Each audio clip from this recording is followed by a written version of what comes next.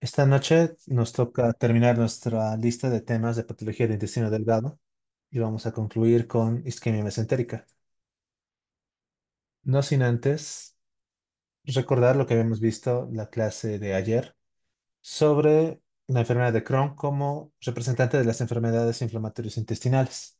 Recordando que la enfermedad de Crohn vamos a volver a abordarla en nuestra patología de intestino grueso.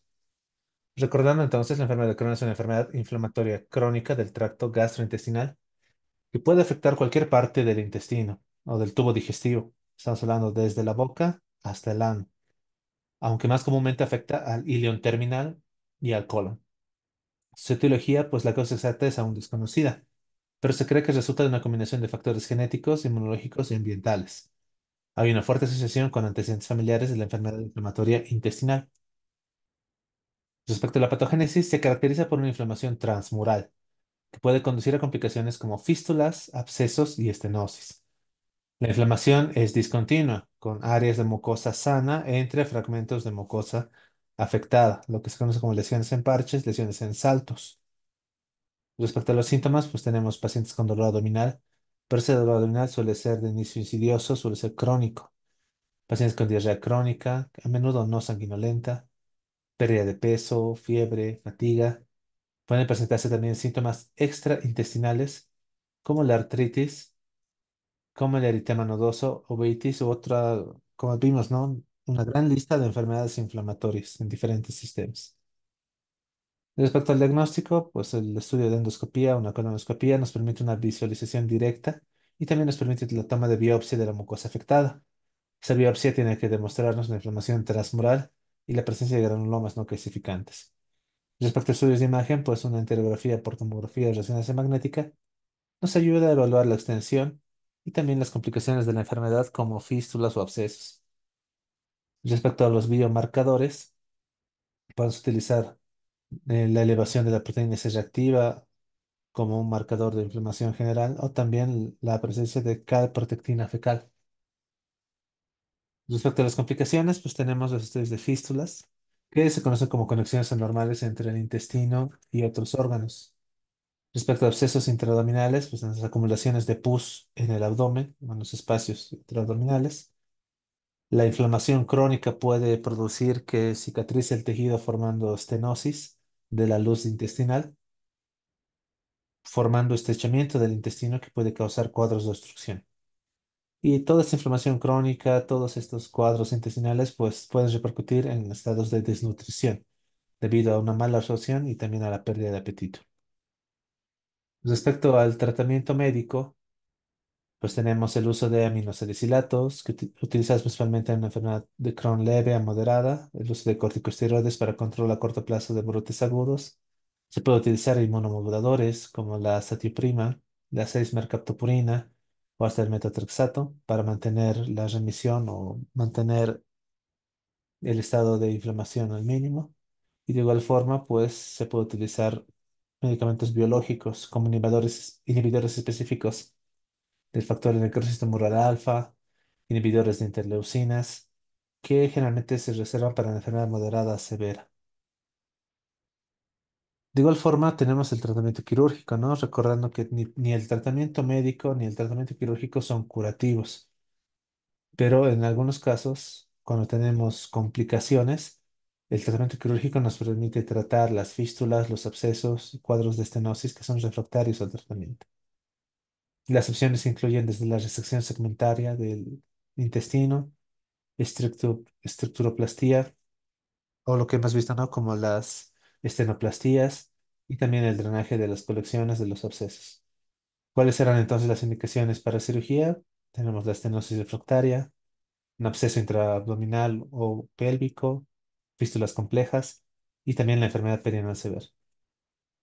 Respecto al seguimiento, pues la evaluación regular con colonoscopia es importante para monitorizar la actividad de la enfermedad y detectar también complicaciones como la aparición de displasia o hasta cáncer. La evaluación de biomarcadores y estudios de imagen se pueden solicitar según la necesidad clínica, especialmente para descartar complicaciones.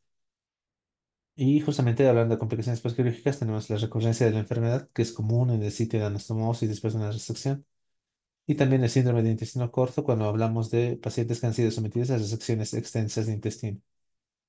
La nutrición es un pilar importante, ¿no? Es necesario hablar de la terapia nutricional para tratar los casos de malnutrición severa, utilizando nutrición enteral, ya sea total, pero la nutrición parenteral total o parcial y también regímenes especiales de nutrición enteral.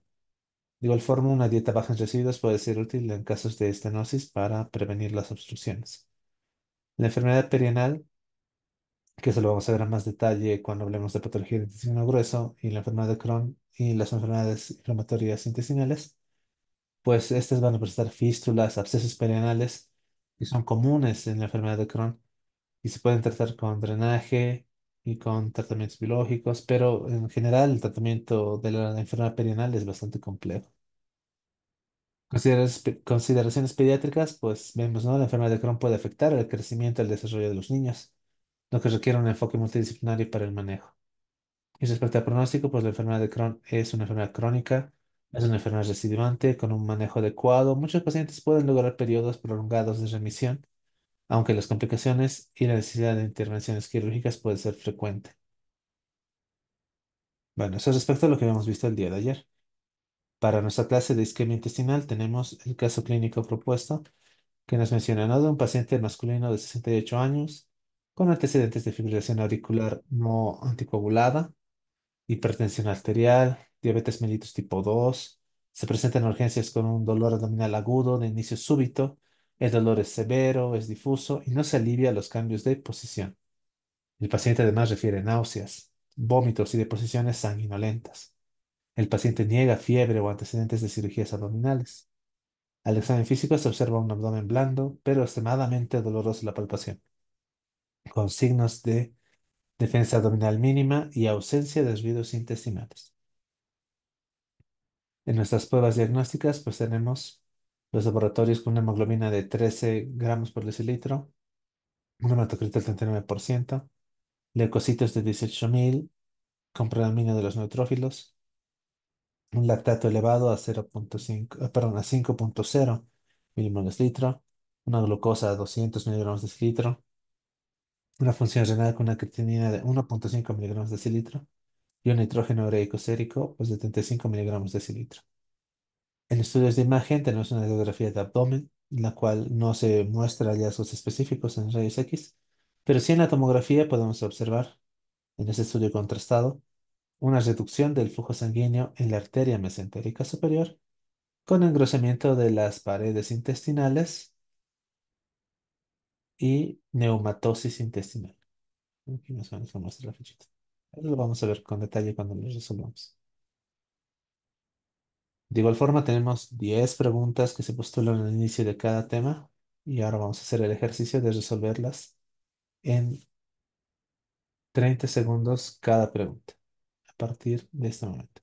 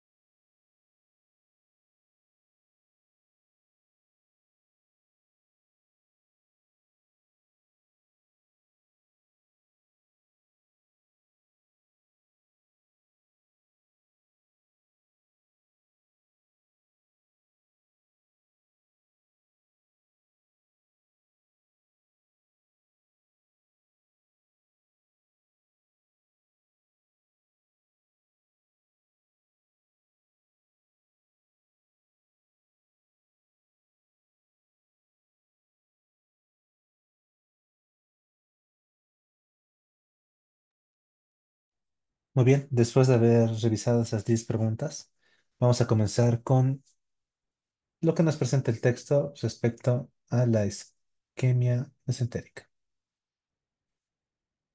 Muy bien, les había adelantado ya que la parte de isquemia mesentérica dentro del capítulo 28, que es el capítulo de intestino delgado, es muy corto. Estamos hablando de una plana más o menos. Pero el mismo texto nos dice, para profundizar, hay que ver la parte de patología arterial del intestino delgado o patología arterial del mesenterio. Y nos manda al capítulo de patología vascular, que viene a ser el capítulo 23. Entonces, primero vamos a ver lo que nos presenta el texto en el capítulo de intestino delgado. Y podemos hablar un poco sobre la fisiopatología y su etiología.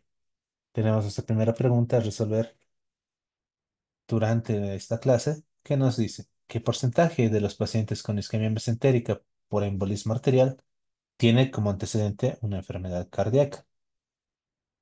5%, 25, 55, 75 o hasta 95%. Esta parte es importante porque recordamos que en nuestro caso clínico tenemos el paciente con un antecedente, ¿no? Entonces veamos nuestras respuestas. Ya cierto consenso, un poco de duda. Veamos. La respuesta es inciso E, 95%. Justamente cuando hablamos de la isquemia mesentérica aguda, bueno, y hablando en general de isquemia mesentérica, pues nos dicen, no, vamos a tener dos tipos. La que se presenta de forma aguda, la que se presenta de forma crónica.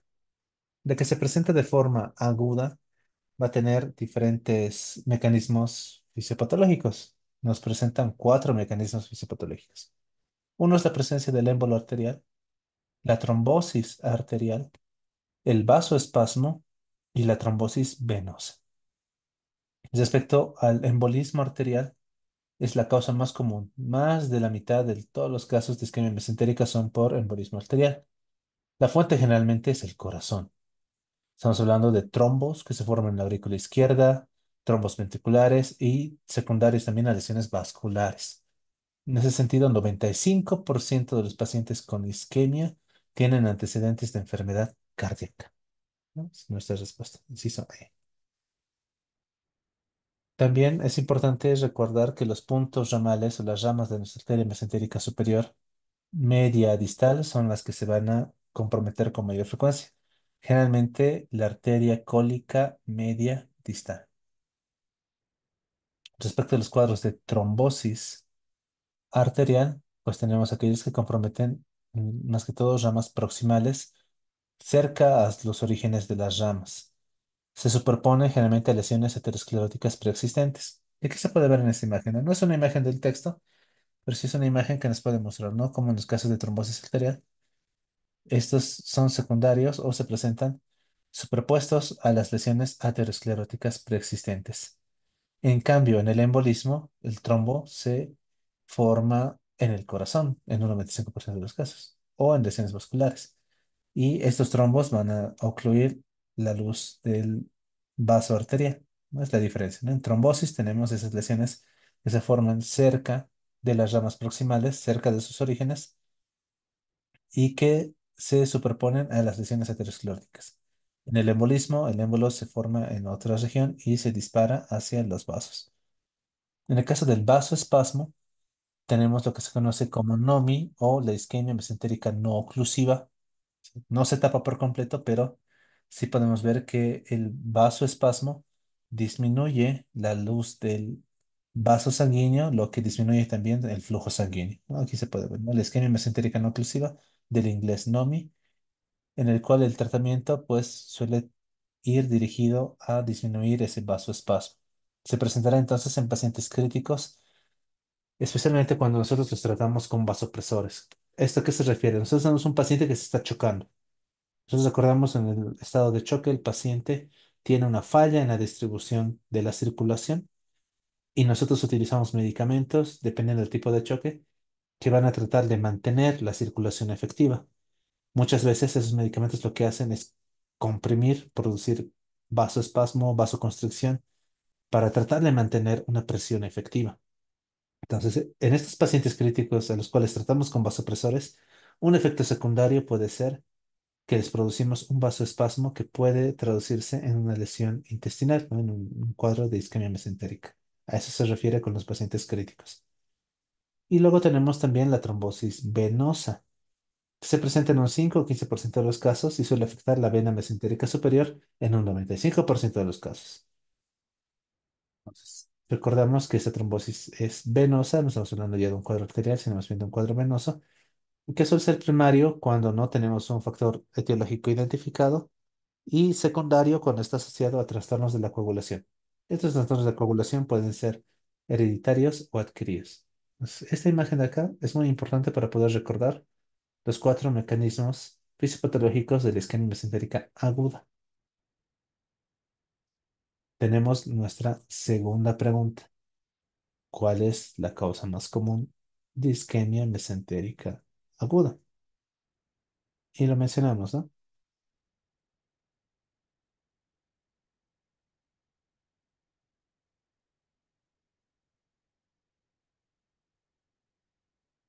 Veamos nuestras respuestas. Muy bien, sí, existe consenso, ¿no? Lo acabamos de mencionar también. Justamente estamos hablando de la causa más común de isquemia mesentérica aguda, es el émbolo arterial. Aquí podemos ver, ¿no? ¿Qué es lo que sucede? Cuando nosotros tenemos una alteración en la circulación, ya sea los cuatro mecanismos, o sea, independientemente del mecanismo fisiopatológico, cualquiera de los cuatro, en el caso de isquemia mesentérica aguda, en 3 horas ya vamos a tener desprendimiento de la mucosa. Y en 6 horas ya vamos a tener un infarto intestinal de espesor completo de la pared. Entonces, más o menos, esto es lo que nosotros encontramos cuando ingresamos a una laparotomía por un cuadro de trombosis o isquemia mesentérica. Vemos el intestino que se encuentra lesionado, ¿no? Isquémico, y dependiendo del tiempo, si es 3 horas o hasta 3 horas, ya tenemos desprendimiento de mucosa. Si hay una afectación, puede que el intestino no sea muy viable. Ya con 6 horas, el infarto es de toda la pared, ¿no? Del espesor completo de la pared. Y aquí, como pueden ver, tenemos la solución, la resección, ¿no? Aquí se nota el distinto tono del intestino. Aquí ya tiene cierta cianosis. Aquí el intestino tiene un color relativamente normal.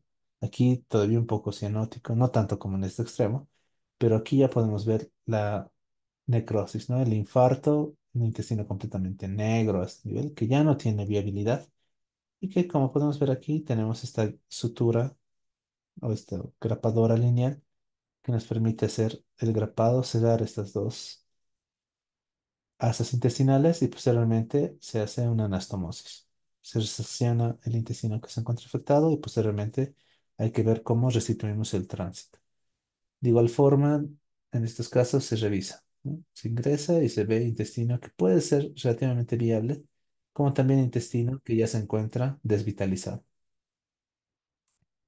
Nuestra pregunta 3 que nos dice, sin tomar en cuenta el mecanismo fisiopatológico, la isquemia mesentérica aguda origina esfacelo de la mucosa intestinal en el transcurso de,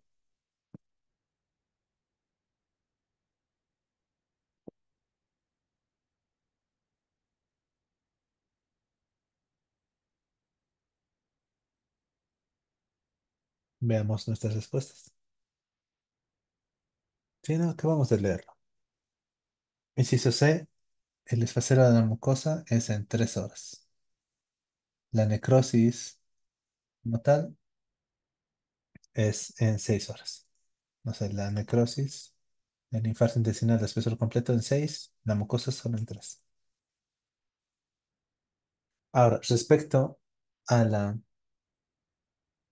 isquemia mesentérica crónica, tenemos, ¿no? El infarto mesentérico, que rara vez se presenta porque justamente es crónico, ¿no? Entonces, al ser crónico, no es un cuadro de oclusión total generalmente.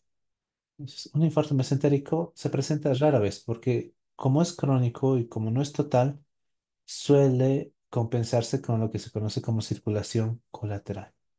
Entonces, cuando hablamos de la isquemia mesentérica crónica, esta se desarrolla de manera insidiosa. no es abrupta. Por tanto, permite la formación de la circulación colateral y rara vez conduce a un infarto intestinal porque tiene su circulación colateral. Estamos hablando de lesiones ateroscleróticas que se pueden presentar en la arteria celíaca, en la arteria mesentérica superior, en la inferior, y la mayoría de los casos tenemos dos arterias ocluidas o estenosadas, ¿no? No es que solamente afecta a una, puede afectar a varias. Respecto a la trombosis venosa crónica, esta puede afectar las venas portales o las venas esplénicas y, junto con la circulación colateral, llevar o conducir al paciente a una hipertensión portal.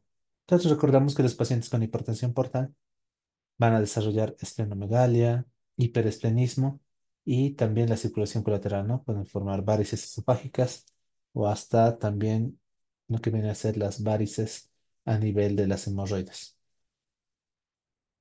esa circulación rectal. Nuestra pregunta número 4 a responder durante nuestra clase de isquemia mesentérica. Nos dice, respecto a la isquemia intestinal, una de las siguientes puede llevar a hipertensión portal. Aquí la clave, ¿no? No está hablando de isquemia mesentérica aguda, no está hablando de isquemia mesentérica crónica. En general, isquemia intestinal, ¿cuál se relaciona a la hipertensión portal? Lo acabamos de mencionar. Podemos ver nuestras respuestas. Bueno, no hay inciso R, y sí hay inciso E. Justamente nuestra trombosis venosa mesentérica crónica. ¿Cómo nosotros llegamos al diagnóstico clínico de un paciente con isquemia mesentérica? Y aquí tenemos nuestra última pregunta al respecto. Nuestras preguntas basadas más que todo en el capítulo 28, en nuestro capítulo de patología del intestino. Nuestra pregunta dice, respecto al isquemia intestinal, el dolor abdominal intenso y desproporcionado es sugerente de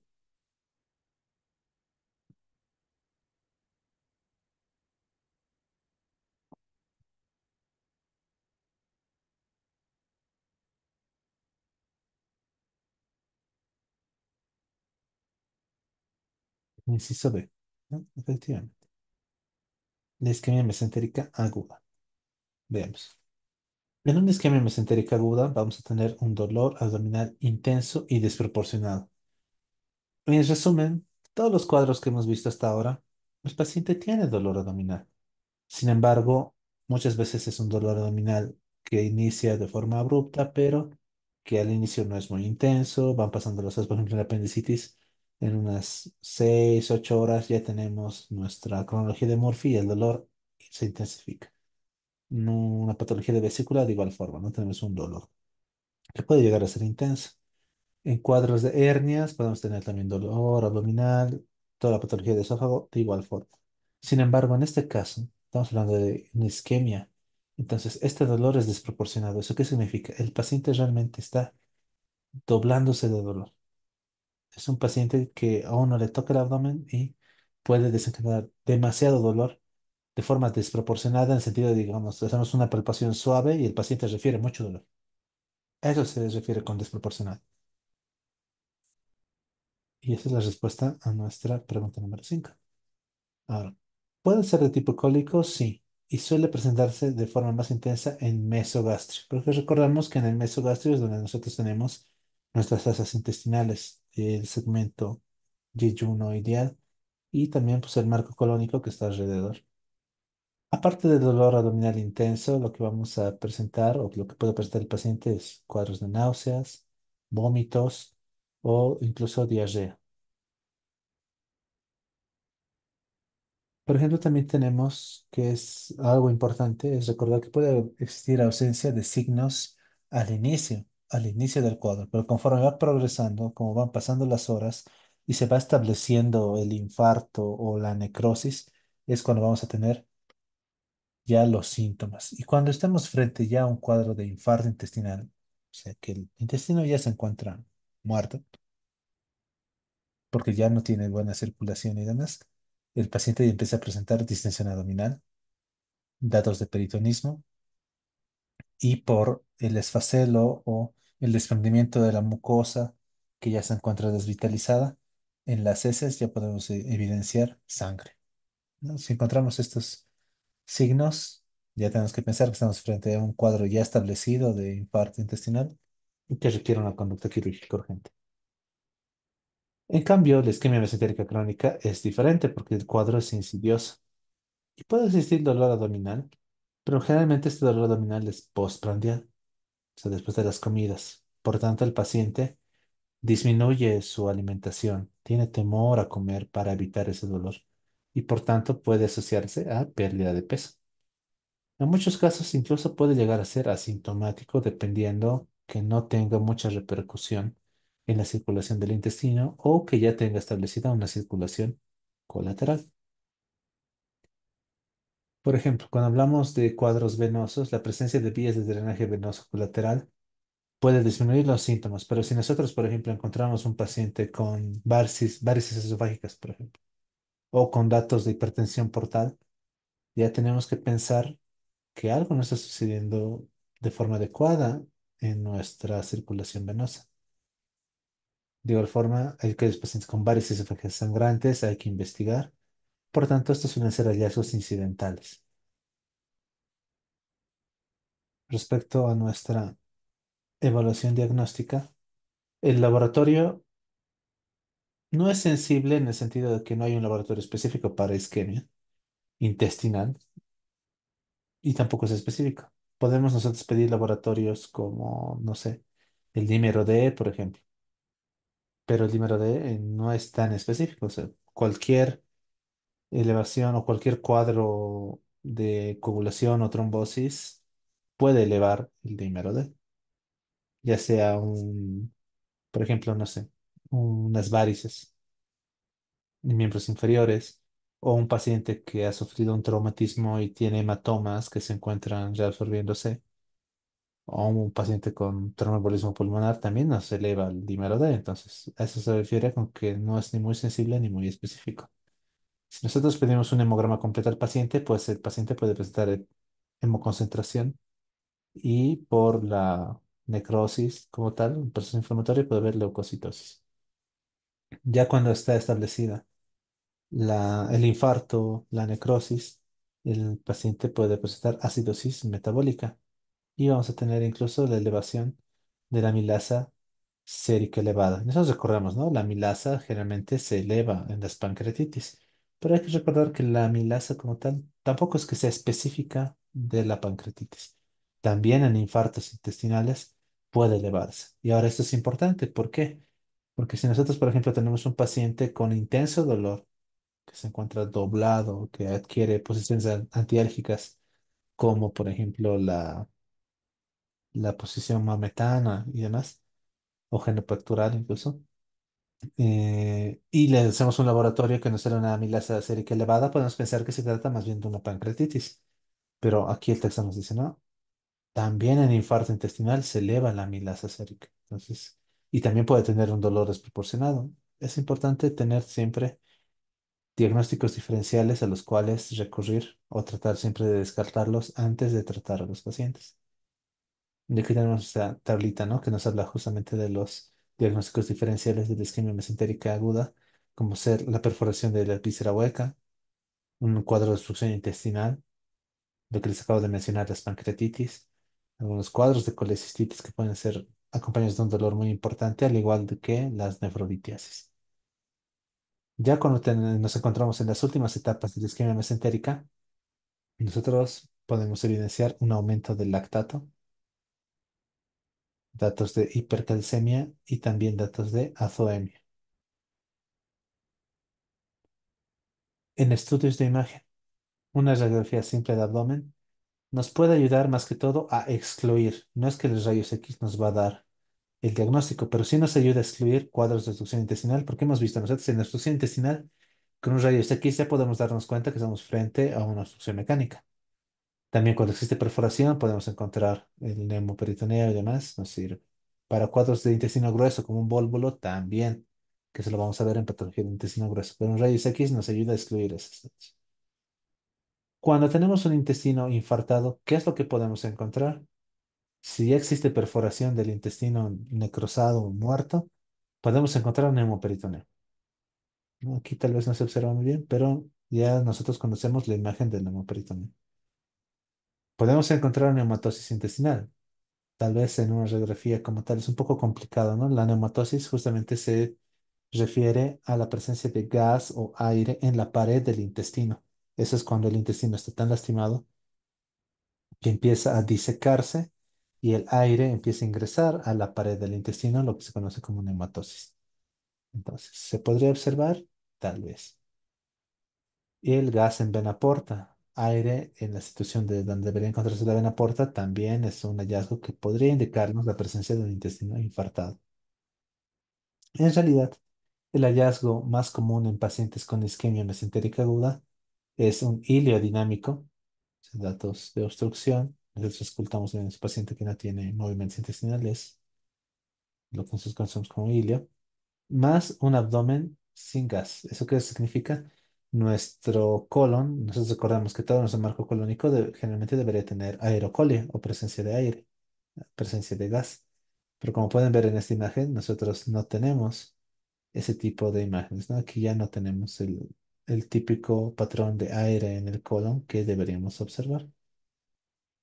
Si nosotros le pedimos a un paciente una endoscopia superior o una colonoscopia, no siempre proporcionan información dependiendo de mm, del nivel en el cual se encuentra la trombosis. Porque recordamos que la endoscopia digestiva superior llega hasta el duodeno, a menos que nosotros no estamos hablando de una lesión de duodeno, pues no tendríamos que encontrar algún tipo de alteración a ese nivel.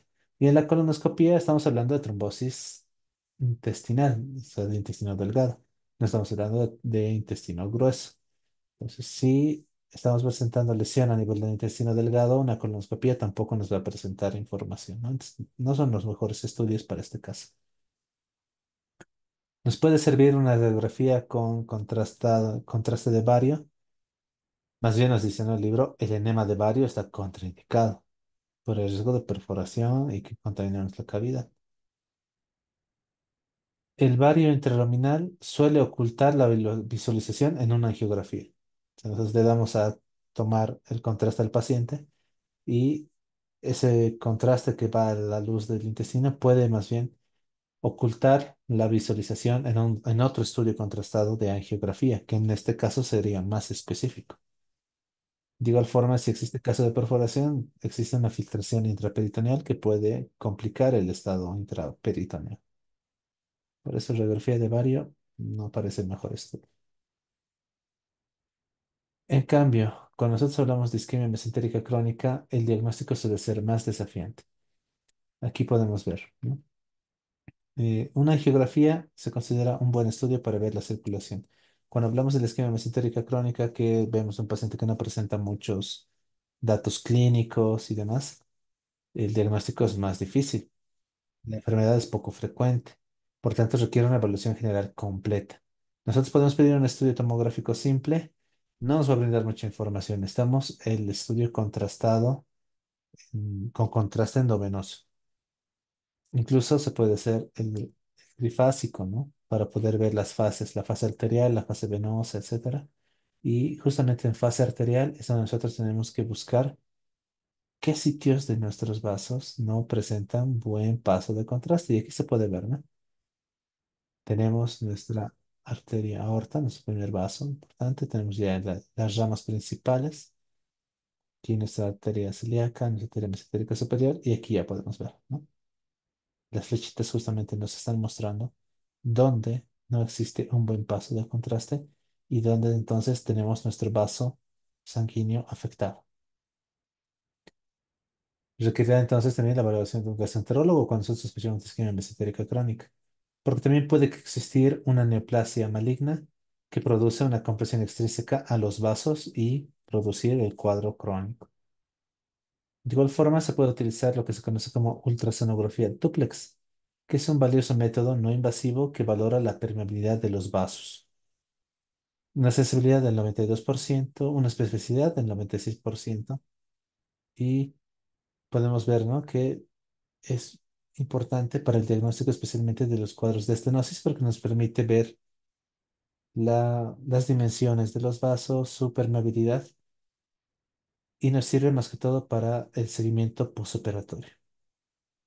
De igual forma, una tomografía computarizada espiral que además nos puede dar o producir una imagen de reconstrucción en tres dimensiones, al igual que una resonancia magnética angiográfica o una angiografía por resonancia magnética, son los estudios más prometedores, ya que nos permiten una evaluación clara de los vasos mesentéricos.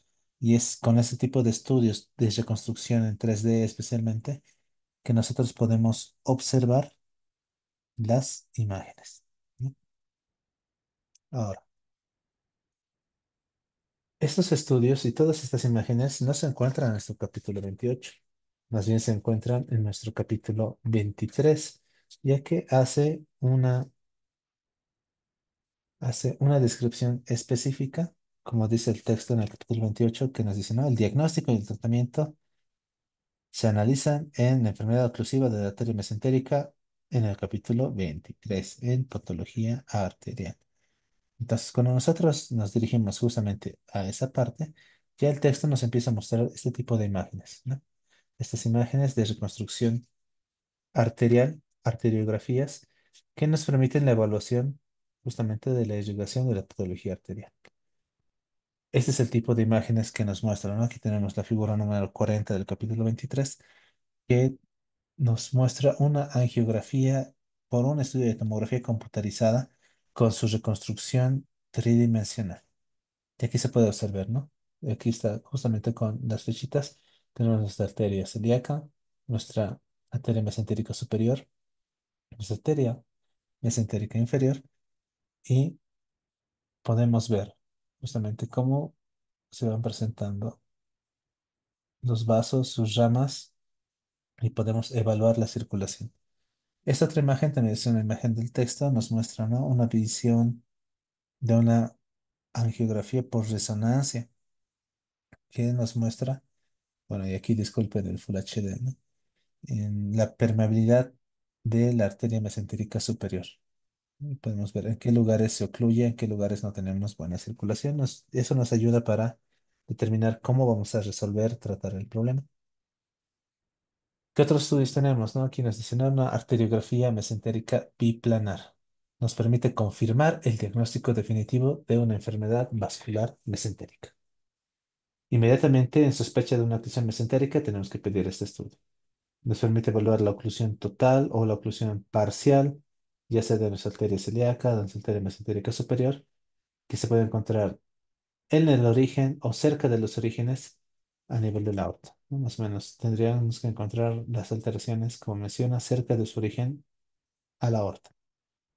También en la arteria mesentérica inferior, que se puede encontrar ocluida por aterosclerosis aórtica infrarrenal difusa, ¿no? Aquí si tenemos algún tipo de patología renal, puede repercutir también con nuestra circulación en la arteria mesentérica inferior. ¿Qué es lo que se busca? Como dice aquí, el signo de menisco es ese signo que nos representa una embolia mesentérica alojada en el orificio de la arteria cólica media. Más o menos, no sé si este sea la mejor imagen,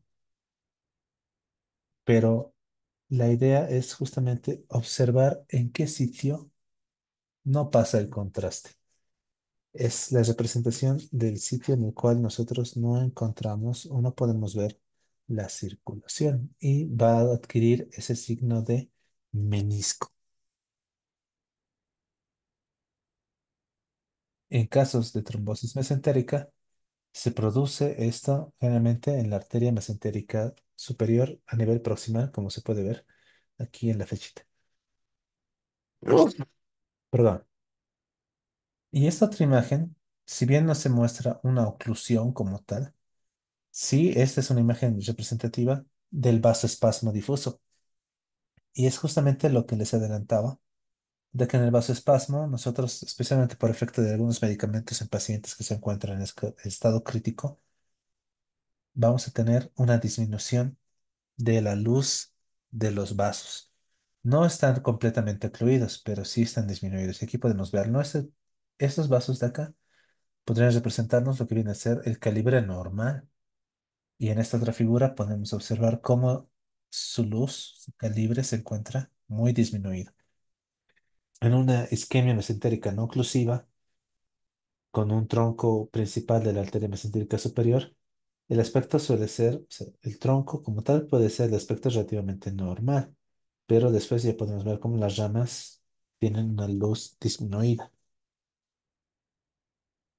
Puede existir un rol terapéutico en el sentido de que nosotros tengamos el estudio de angiografía y lo podamos asociar al uso de catéteres endovasculares con vasodilatadores. El texto nos menciona el uso de papaverina, generalmente en cuadros postoperatorios que ayuda a aliviar el vasoespasmo. En casos más bien de cuadros trombóticos, podemos utilizar una angiografía, utilizar un catéter endovascular y ya no usar vasodilatadores, sino más bien utilizar una terapia trombolítica en casos de oclusión trombótica. Aunque estos estudios pues no tienen mucha relevancia en estos momentos. ¿Por qué? Porque tenemos como opción justamente la técnica quirúrgica.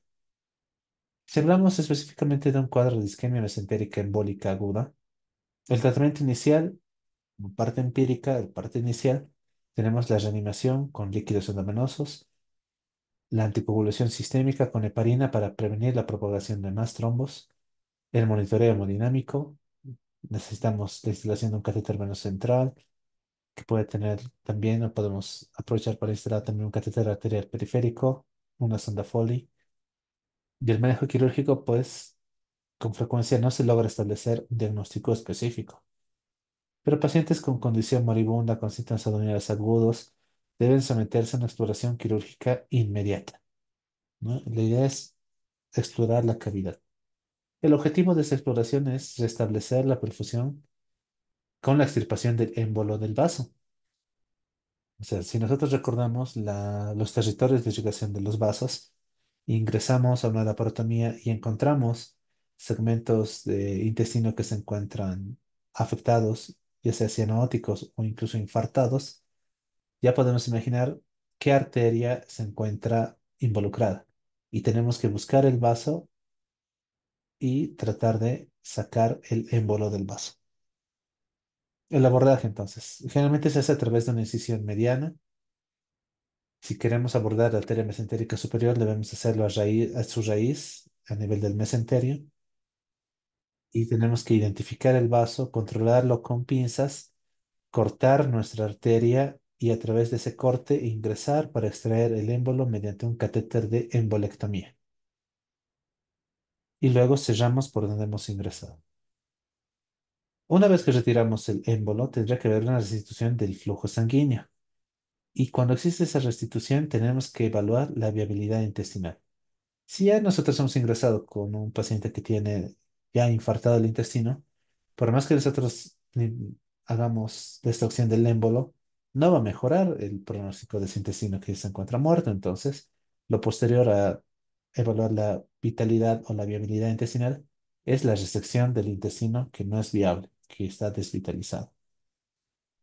Cuando hablamos de la valoración de la viabilidad, ese momento es que nosotros revisamos el intestino y hay que tratar de ser objetivos. En ese sentido, una opción es la inyección intraoperatoria con fluorescencia intravenosa e inspeccionar con lámpara de Wood para ver si esa fluorescencia se transmite hacia el intestino. Si no se transmite, significa que no tiene buena circulación y por tanto no tendría buena viabilidad.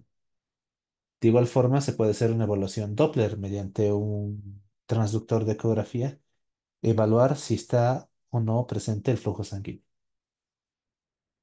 Incluso después de hacer una embolectomía, puede ser necesario hacer una segunda revisión, una segunda laparotomía en 24 o 48 horas, justamente para valorar nuevamente la viabilidad o la vitalidad del intestino.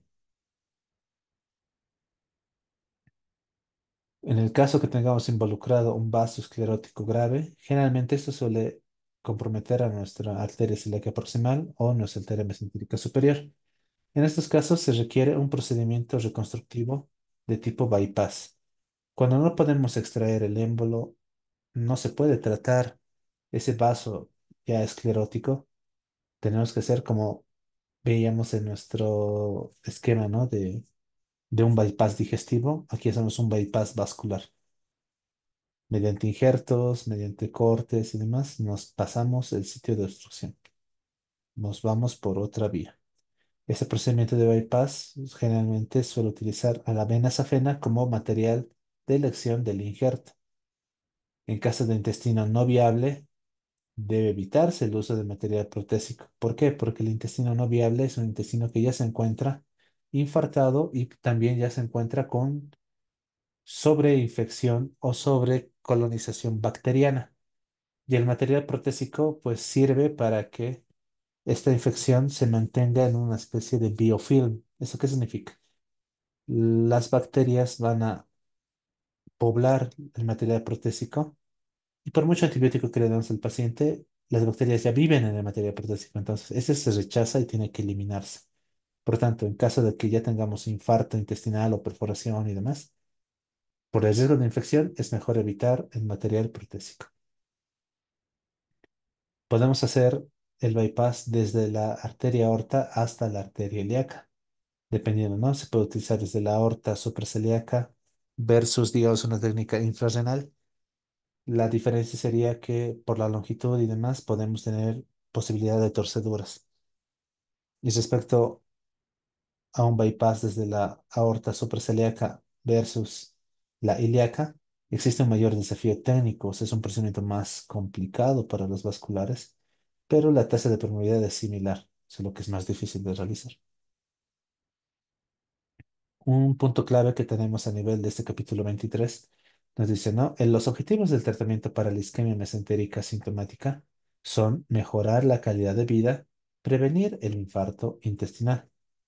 La intervención endovascular con colocación de stent tiene una eficacia de tratamiento similar a la de la morbilidad perioperatoria en comparación con el bypass mesentérico abierto. ¿Eso qué significa? Eh, el bypass mesentérico abierto, esta es nuestra técnica quirúrgica abierta, nuestra cirugía abierta. Tenemos en contraste los procedimientos mínimamente invasivos, por ejemplo, los procedimientos endovasculares. Y aquí nos dice, ¿no? El endovascular o el mínimamente invasivo tiene una eficacia de tratamiento similar respecto a la morbilidad perioperatoria que la técnica abierta, pero muy parecidas, solo que esta es mínimamente invasiva. En cambio, la reconstrucción quirúrgica tiene una durabilidad y una tasa de permeabilidad probadas en comparación a las técnicas endovasculares. ¿Eso qué significa? En un procedimiento endovascular, puede que esto sea temporal, puede que el tratamiento endovascular resuelva el cuadro en un momento, pero exista poca durabilidad del resultado, o sea, recidiva, y esta permeabilidad se pierda nuevamente, ¿no? En cambio, en una reconstrucción quirúrgica, en una cirugía abierta, la durabilidad está establecida, al igual que su tasa de permeabilidad que se notan probadas, y esa sería una ventaja frente a los procedimientos poco invasivos. Respecto a la isquemia mesentérica crónica, el objetivo del tratamiento es revascularizar la circulación mesentérica y prevenir el desarrollo del infarto intestinal. Por ejemplo, una enfermedad oclusiva mesentérica se puede tratar mediante una endarterectomía transaórtica. Es lo que habíamos mencionado, ¿no? Sacar el émbolo, sacar el trombo a través de la incisión de la aorta, ¿no? Esto más que todo para lesiones ostiales de nuestras arterias celíacas, nuestra arteria mesentérica superior, mediante una artrotomía lateral que abarque los orificios de ambas arterias. Respecto al bypass de la arteria mesentérica, pues se produce o se realiza para lesiones oclusivas ubicadas a 1 o a 2 centímetros distales al origen de nuestra arteria mesentérica, en el cual tenemos dos tipos, ¿no? Un bypass anterógrado que va hacia la aorta supracelíaca o un bypass retrógrado que va hacia la aorta infrarrenal o a la arteria ilíaca. Tanto injertos autólogos como protésicos tienen un éxito equivalente. Para nuestro síndrome de compresión del tronco celíaco, tenemos, ¿no? Una decisión. Tenemos que evaluar los síntomas y ver los hallazgos de compresión en ausencia de otras etiologías. El objetivo del tratamiento es liberar la estructura del ligamento que lo comprime. Aquí vemos este síndrome de compresión del tronco celíaco es cuando nuestra arteria celíaca se encuentra comprimida por la presencia de un ligamento, del ligamento de Treitz. Entonces hay que liberar, ¿no? La estructura el ligamento que está comprimiendo, hay que liberarlo. Hay que corregir cualquier construcción mediante un bypass si es necesario. Algunos se asocian a una simpatectomía del plexo celíaco y el procedimiento endovascular en este caso no es recomendado porque existe una alta tasa de recurrencia. Bueno, entonces la tendencia, nosotros recordamos, en cirugía digestiva teníamos cirugía abierta. El nuevo paradigma es la mínima invasión, estamos hablando de cirugía laparoscópica. Incluso ahora estamos yendo al paradigma de la cirugía robótica e incluso a la cirugía endoscópica. Entonces, la tendencia es la mínima invasión. En caso de patología vascular, en este caso hablando de isquemia mesentérica, igual forma, la tendencia es ir a tratamientos poco invasivos. Estos serían los tratamientos endovasculares. En caso de isquemia mesentérica crónica, pues se puede realizar una dilatación con globo o la colocación de un stent endovascular. Esto especialmente para pacientes con comorbilidades que tienen de alto riesgo de morbimortalidad para una cirugía abierta. Entonces se beneficiarían de un procedimiento poco invasivo. Especialmente también para pacientes con recurrencia o con estenosis posoperatoria. Para no volverlos a operar, podemos dilatar con globo o instalar un stent endovenoso o endovascular. Respecto a la isquemia mesentérica aguda, podemos utilizar la terapia trombolítica, como lo habíamos dicho, dirigido ya por un catéter, y colocamos un trombolítico. Puede ser urosinasa o un activador de plasminógeno tisular recombinante. Vamos a tener mayor éxito si lo realizamos antes de las 12 horas del cuadro, pero tenemos dos inconvenientes principales. Uno, no permite inspeccionar al intestino potencialmente isquémico. Porque eso habíamos dicho, ¿no? Nosotros ingresamos una laparotomía y vamos a poder ver la vitalidad del intestino por la laparotomía, porque vamos a ver directamente con los ojos nuestro intestino delgado. En cambio, en un procedimiento endovascular, ingresamos con catéteres, colocamos contraste, hacemos fluoroscopías y eso es lo que vemos. No vemos al intestino, no podemos valorar la vitalidad del intestino. Entonces, ese es un inconveniente. Y también el tomar o poder realizar una trombolisis exitosa puede requerir mucho tiempo y eso puede condicionar a que nuestro intestino sea afectado y requiera de todas formas una laparotomía para resección del intestino no viable, no vital. En caso de isquemia mesentérica no oclusiva, el tratamiento principalmente es farmacológico y se puede utilizar una cateterización mesentérica arterial selectiva seguida de la infusión de vasodilatadores, como lo habíamos mencionado antes, el uso de la papaverina o también de la tolazolina. Dependerá de la respuesta del paciente. Cuando existe fracaso al tratamiento con vasodilatadores endovasculares, la conducta es cirugía. Respecto a las técnicas endovasculares, pues podemos hacer un abordaje femoral o un abordaje a través de la arteria braquial. Se realiza la ortografía y posteriormente la identificación de nuestras ramas de origen o el origen de nuestras arterias celíaca, arteria mesentérica superior. Tras un abordaje selectivo para poder ingresar a cualquiera de estas dos ramas o cualquiera de estas dos arterias, se administra una dosis de heparina sistémica y volvemos a realizar una angiografía. Identificamos el sitio de estenosis y realizamos la dilatación con globo o se instala un stent para nuevamente hacer una angiografía de control. Y es necesario el uso de antiplaquetarios por al menos 6 meses o incluso podemos utilizar antiplaquetarios de forma indefinida cuando tenemos nosotros presencia de stents. ¿Cuáles son las complicaciones del tratamiento endovascular? No son comunes que se presenten complicaciones, se presentan rara vez, pero estas pueden ser peligrosas. Puede existir trombosis en el lugar del acceso, estamos hablando de la arteria femoral, arteria braquial, la formación de hematomas o incluso cuadros de infección. Puede existir casos en los cuales tengamos disección, ¿no? En casos de PTA o de una angioplastía transluminal percutánea, puede existir disección del vaso. Esto generalmente puede controlarse mediante la colocación de un stent. Y puede existir también embolización distal. Esto generalmente no resulta en un cuadro de isquemia intestinal aguda, en el sentido de que la embolización distal, al considerarse en un ramo muy alejado, como estamos hablando de que el intestino tiene una red rica de vasos colaterales, con que un ramo distal se embolice o se ocluya, no tendría que haber mucha repercusión, no llegaría a isquemia intestinal. ¿Cuándo llega a isquemia intestinal? Cuando se ocluyen los vasos o ramos más proximales. Respecto a los resultados clínicos, cuando hablamos de técnicas endovasculares, recordamos que la primera angioplastía percutánea exitosa de la arteria mesentérica superior ya se realizó en 1980. Estamos hablando de más de 40 años. Desde 1995 se reportan resultados del tratamiento endovascular para una enfermedad oclusiva mesentérica. En 2003 se alcanzó una tasa de éxito del 91%. Sin embargo, tenemos todavía una tasa de morbilidad del 16,4% y nuestra tasa de morbilidad es baja, ¿no? 4,3% respecto a la mortalidad.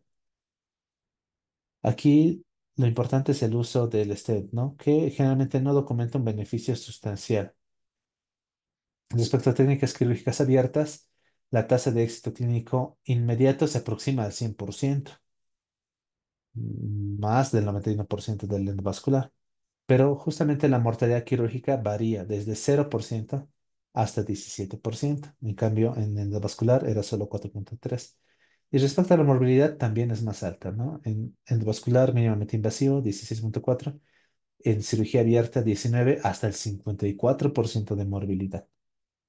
Si nosotros hacemos la comparación, el tratamiento endovascular versus el abordaje abierto estándar, recordamos, ¿no? La cirugía abierta nos produce o nos ofrece resultados más duraderos, pero altas tasas de mortalidad. De igual forma, una estancia hospitalaria más larga. En cambio, la revascularización mesentérica quirúrgica debe ofrecerse en pacientes con riesgo quirúrgico bajo, ¿no? ¿Por qué? Porque le estamos exponiendo a alta mortalidad. En cambio, el abordaje endovascular está asociado a tasas menores de morbilidad y de mortalidad y por tanto es más adecuado en pacientes de alto riesgo. Aquellos pacientes de alto riesgo para los cuales la cirugía abierta puede llegar a ser fatal, nos inclinamos por el abordaje endovascular. Actualmente el uso de los stents cubiertos de metal está teniendo mejores resultados respecto al tema de recurrencia a reintervención, entonces eso podría modificar, mejorar incluso las tasas que tenemos en el abordaje mínimamente invasivo. Bueno, eso es respecto a lo que es isquemia mesentérica. Como pueden ver en la parte de patología vascular, pues hace énfasis, ¿no? De una forma más técnica al tratamiento endovascular. En cambio, en nuestro capítulo 28, que es patología del intestino delgado, solamente nos habla de la fisiopatología, de las etiologías y cómo nosotros podemos diagnosticar el cuadro. Ahora, en nuestro medio, honestamente, en el tiempo que yo me encuentro como cirujano, igual en mi formación, en un hospital de tercer nivel, incluso muy pocas veces, por no decir ninguna, he visto que un paciente se haya beneficiado de un tratamiento endovascular. De un tratamiento de cirugía abierta, muy pocas veces he visto que se pueda restablecer la circulación, como mencionaba el texto. Generalmente, cuando nosotros nos encontramos frente a un paciente con isquemia mesentérica, el paciente ya tiene datos de que existe necrosis. Entonces nosotros ingresamos para realizar la resección del intestino desvitalizado o el intestino muerto y vemos si hacemos una ostomía o si hacemos una anastomosis y generalmente con eso ya tratamos los cuadros. Eso es porque justamente en nuestro medio el tratamiento endovascular, la misma presencia de cirujanos vasculares es muy escasa. No existen muchos cirujanos vasculares en el medio y mucho menos cirujanos vasculares que estén especializados o subespecializados en tratamiento endovascular. De igual forma, muy pocos centros cuentan con estos equipos para poder ofrecer este tipo de tratamientos, especialmente en patología mesentérica. Y es más, nosotros no tenemos la cultura para que nuestro paciente acuda dentro de las 3 o 6 horas de lo que se ha presentado el cuadro abdominal. Nosotros hemos visto en nuestra fisiopatología que en 3 horas ya tenemos afectación de la mucosa y en 6 horas ya tenemos infarto transmural. Entonces el paciente viene después de 3 días, viene después de una semana de encontrarse mal y cuando nosotros ingresamos ya lo encontramos todo con perforación, con peritonitis y lo único que ya nos podemos limitar a hacer es la resección del intestino. Entonces, lo que nos presenta el texto sí es algo que realiza, especialmente en países de primer mundo, pero respecto a lo que nos concierne a nosotros como país en vía de desarrollo, lo importante es poder identificar las causas y más que todo poder realizar un diagnóstico adecuado. En ese sentido, pues es importante identificar los signos, síntomas y los hallazgos en estudios complementarios, lo que vamos a ver en la resolución de nuestro caso clínico. Tenemos entonces un paciente masculino, ya la edad nos tiene que llamar la atención en el sentido de que pacientes de la tercera edad y demás suelen ser propensos a trastornos vasculares. Este antecedente es importante, ¿no? Fibrilación auricular no anticoagulada. Ya con esto ya empezamos a sospechar de que puede pasar cualquier cosa a nivel vascular. Además, el paciente tiene hipertensión arterial, también tiene diabetes mellitus tipo 2. Se presenta con un cuadro de dolor abdominal agudo, de inicio súbito, con un dolor severo, difuso, mal localizado, que no se alivia a cambios de posición. Además, requiere náuseas, vómitos. Existen deposiciones sanguinolentas y el paciente niega fiebre o antecedentes de cirugías abdominales. Por tanto, podemos descartar o, con muy poca probabilidad, pensar en una obstrucción mecánica. Respecto al examen físico, pues se observa un abdomen blando, pero extremadamente doloroso la palpación. Ahí podemos pensar ya en nuestro dolor desproporcionado. También con signos de defensa abdominal mínima, o sea, ya existe defensa abdominal y ya no existe ruidos intestinales. No se pueden auscultar, entonces, ¿eso qué significa? El intestino no está funcionando. Las pruebas diagnósticas, pues la leucocitosis nos llama la atención, desvío a la izquierda, el lactato de igual forma se encuentra elevado y también nuestra función renal. La glucosa, bueno, el paciente es diabético, ¿no? Entonces, bueno, elevación de glucosa. Pero nuestra función renal también se encuentra elevada, ¿no? Tenemos una falla renal, posiblemente una falla renal, una elevación de la creatinina 1,5, de igual forma una elevación de nuestro nitrógeno ureico sérico. El estudio de imagen. Rayos X, lastimosamente, no muestra hallazgos que nos sugieran una patología específica vascular, pero sí la tomografía computarizada con contraste, nosotros recordemos que el contraste es endovenoso, nos muestra una reducción del flujo sanguíneo en la arteria mesentérica superior. Aquí buscamos, ¿no? Esta no es una imagen específicamente de ese paciente, ¿no? Pero es una tomografía que nos permite ver, ¿no? Tenemos que reconocer primero nuestra columna vertebral. Adyacente a nuestra columna vertebral ya empezamos a visualizar los vasos sanguíneos y en el vaso sanguíneo, en este caso la aorta, tendríamos que ver nuestro contraste y nosotros vemos, ¿no? Engrosamiento de la pared intestinal. Aquí buscamos paredes intestinales y digamos aquí encontramos engrosamiento. Aquí esta imagen además nos muestra neumoperitoneo, ¿no? Aire libre en la cavidad. Aquí ya, por ejemplo, vemos. No los menciona esto, pero aquí en esta imagen pues, se puede observar eso, aire libre. Y lo que sí observamos es neumatosis. Y sí, la neumatosis es un signo de sufrimiento intestinal. Aquí podemos ver, ¿no? Aquí debería encontrarse la pared, como se observa de este nivel, pero en medio de la pared se encuentra decolado aire. Esa es justamente la neumatosis intestinal.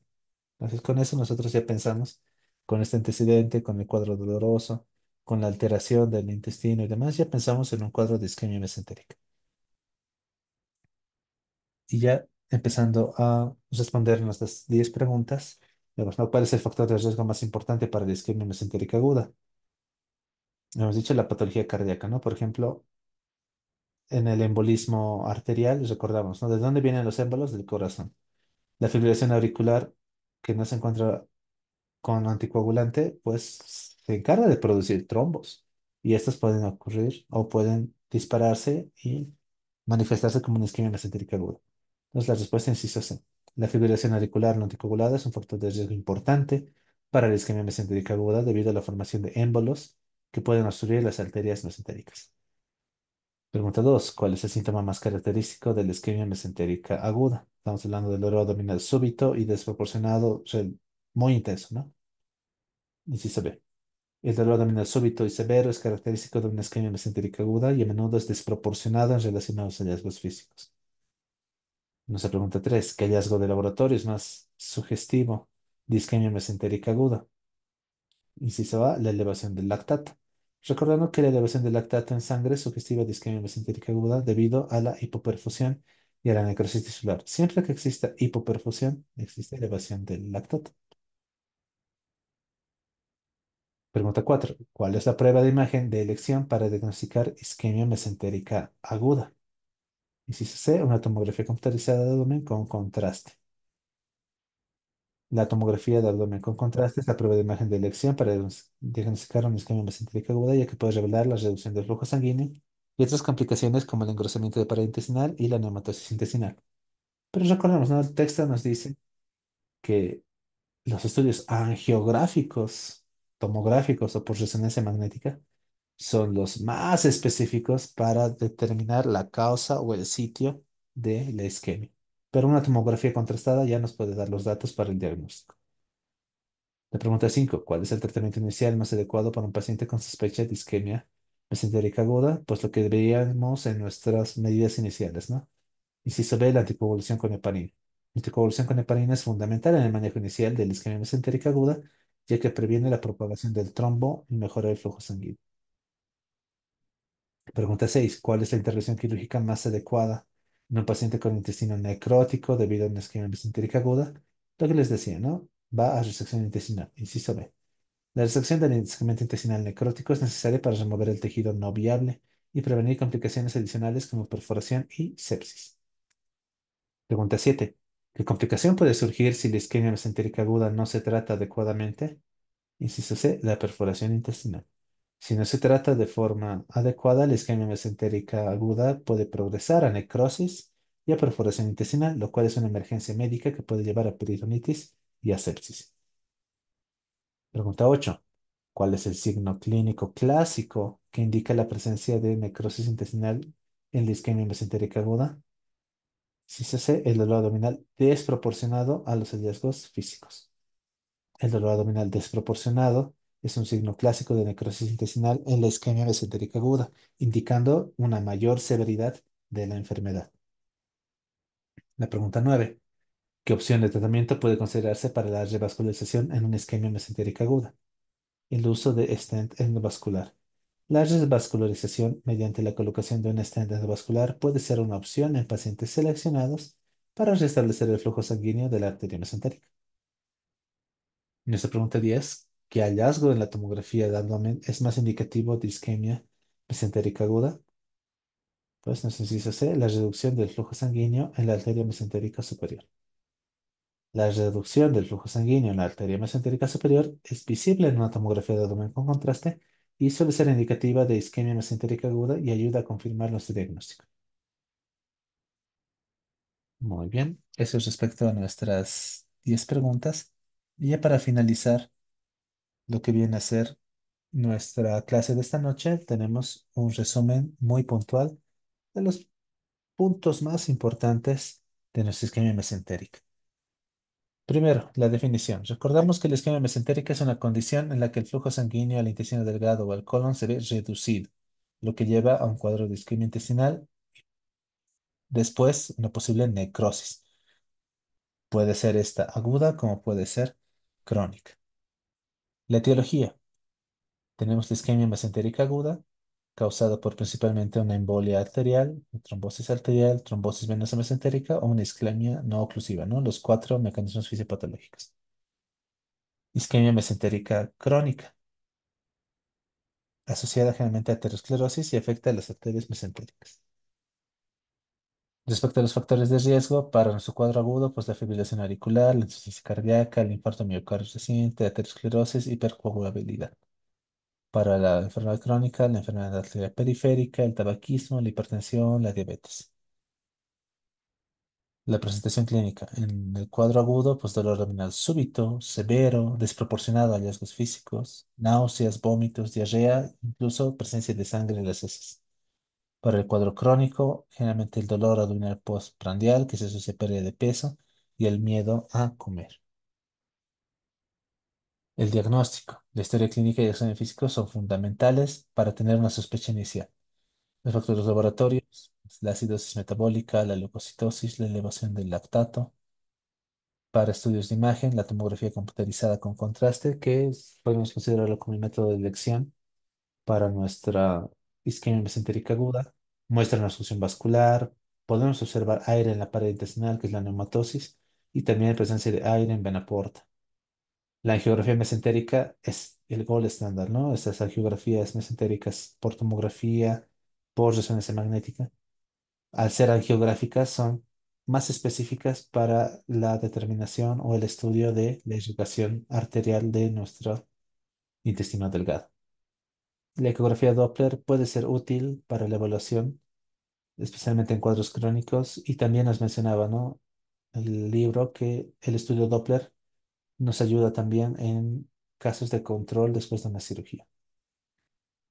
Respecto al tratamiento del cuadro agudo, tenemos la reanimación con líquidos intravenosos, la anticoagulación sistémica con heparina, el uso de antibióticos de amplio espectro, la intervención quirúrgica urgente, especialmente para pacientes con signos de peritonitis o ya de una necrosis establecida. Y podemos tener como opción la intervención endovascular, ¿no? Que puede tratar con mediante trombolisis, una angioplastía o el uso de stents para casos específicos seleccionados. El tratamiento para el cuadro crónico, pues modificación de factores de riesgo como el tabaquismo, el control de la diabetes o la hipertensión. Se puede realizar una intervención quirúrgica especialmente para producir un bypass. Y también tenemos la intervención endovascular que puede realizar una angioplastía mediante o tal vez sin el uso de stents. Dentro de las complicaciones de los cuadros agudos, pues tenemos la necrosis intestinal, la perforación intestinal y posteriormente un cuadro de sepsis con un choque séptico y falla multiorgánica. El pronóstico para el cuadro agudo tiene una mortalidad alta de un 50-90% si no se trata de forma inmediata oportuna. En el cuadro crónico tiene mejor pronóstico con una intervención adecuada. Respecto a la fisiopatología, recordamos, ¿no? El cuadro agudo, la falta de flujo sanguíneo conduce a hipoxia, acidosis láctica y finalmente necrosis de la mucosa intestinal o de la pared intestinal.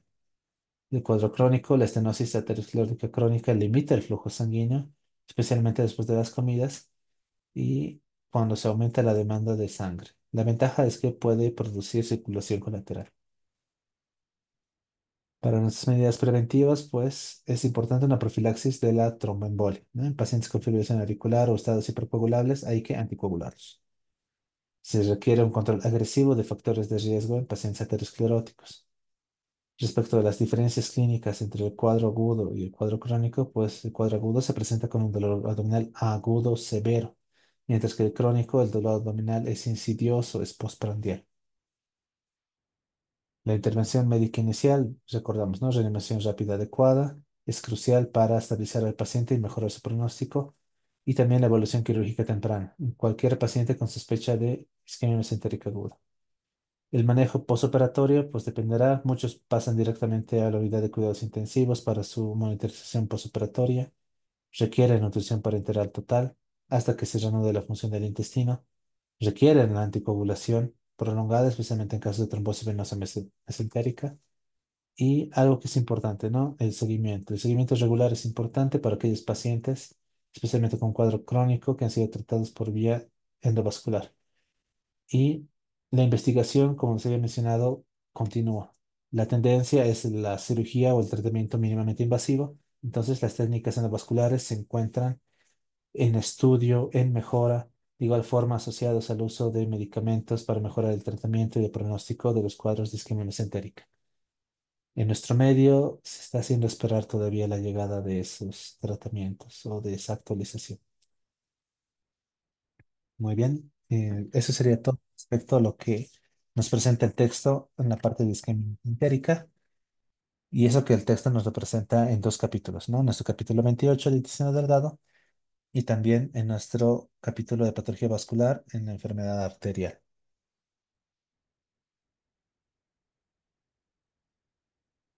Si no tuviesen preguntas al respecto, les repito, ¿no? En la parte de patología de intestino delgado se presenta de forma muy puntual, muy resumida. Y el mismo texto nos manda al capítulo 23 para abordar un poco más sobre el tratamiento, ¿no? Un paciente que viene con dolor abdominal generalmente se pide ecografía. En la ecografía se logra observar algo. Lo que podemos observar son datos inespecíficos como un cuadro de obstrucción intestinal, ¿no? ¿Qué es lo que nos podría reportar una ecografía? Sería la disminución del peristaltismo, que eso que nosotros también en el examen físico podemos verlo con ausencia de ruidos intestinales. Cuando ya se encuentra complicado, ya nos muestra datos de líquido libre. Puede que ya sea inflamatorio o puede que ya sea un líquido purulento, un líquido denso. Y eso también ya son como datos indirectos, ¿no? No nos va a decir la ecografía, el paciente tiene isquemia mesentérica. Sí nos dice datos indirectos, como les repito, el hilio, el líquido libre, que pueden ser importantes para nosotros sospechar de que algo no está bien en el abdomen.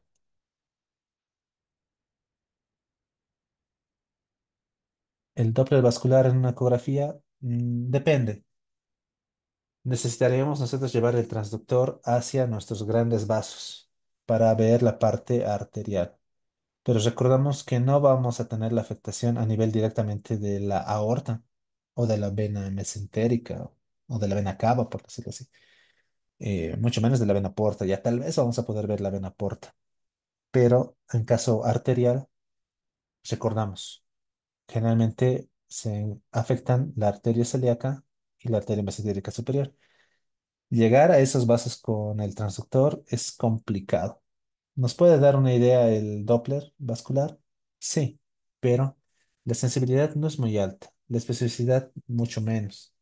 Es por eso que la tomografía, si bien nos da también datos indirectos como líquido libre, como también el hilio, distensión de asas y demás, cuando es contrastado nos puede mostrar que existe la disminución de la irrigación a la pared intestinal y también datos de sufrimiento intestinal, como la neumatosis, por ejemplo. Entonces, con esa información podemos nosotros ya pensar en una isquemia mesentérica, en una trombosis mesentérica, y si estuviera disponible, mucho mejor, un estudio angiográfico. Ese sí ya nos determina que la irrigación se encuentra alterada y nos puede mencionar o nos puede indicar qué vaso específico es el que se encuentra ocluido.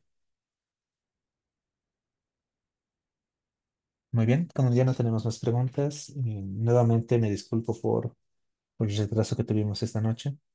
Es obviamente algo que no he podido prever y pues en ese sentido agradezco su comprensión. Para la siguiente semana ya vamos a abordar patología de intestino grueso y se van a dar cuenta de igual forma, para aquellos que deseen estudiar la parte de cirugía, y les adelanto, ¿no?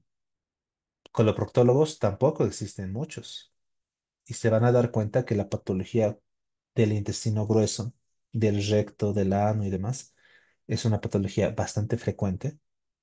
O sea, tenemos muchos pacientes con patología de intestino grueso y más bien no tenemos muchos especialistas que se encargan específicamente de tratarlos.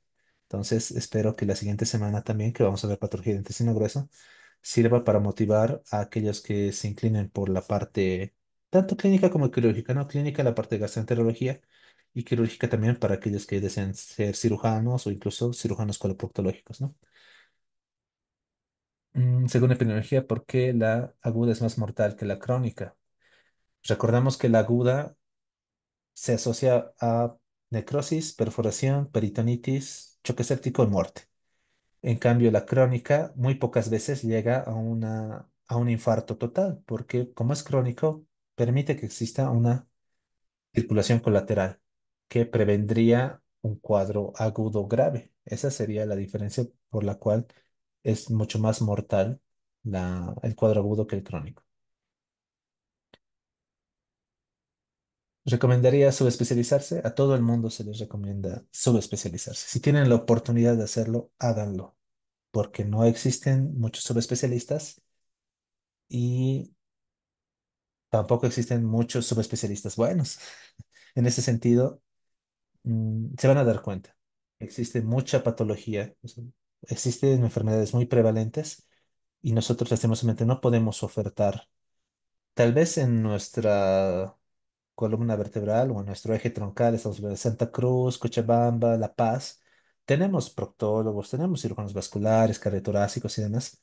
Pero, por ejemplo, en el Beni, no hay. En Sucre, siendo la capital del estado, son contados. Imagínense en Potosí, en Tarija.